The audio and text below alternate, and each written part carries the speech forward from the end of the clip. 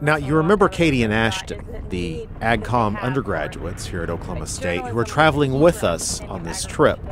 I'd planned at this point to tell you a little about what they experienced, but I don't think they need my help telling their story. Like, my biggest thought is I wish they could start some basic agricultural classes, like do some sort of partnership with their journalism school, and maybe make that a degree requirement or make that some elective use for journalism students right now, because so much of journalism is agriculture based, especially in a community like this, in a country like this.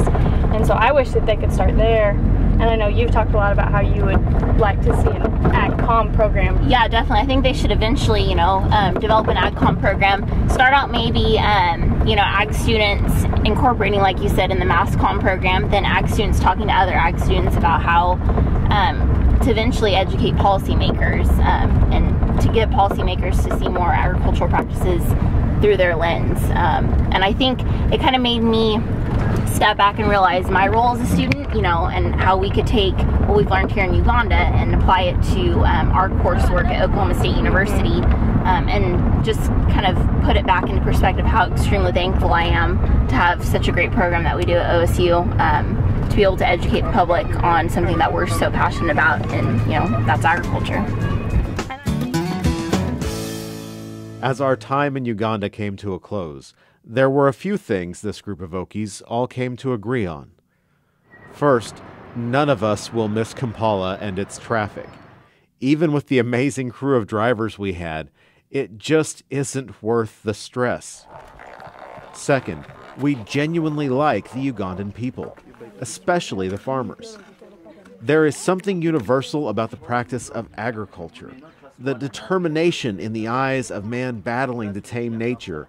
It's the same, whether you're in Fairview or Mombara. Finally, the challenges that lay before this country are great. The problems are complex, layered, and deeply rooted.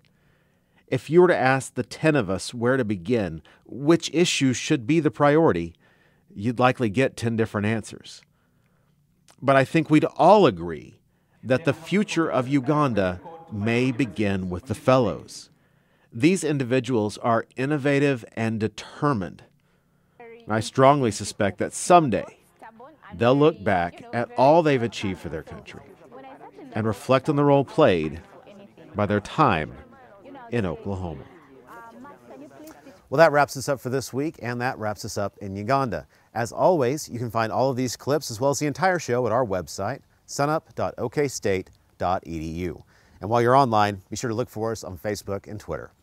Folks, have a great week, and we'll see you next Saturday at SUNUP.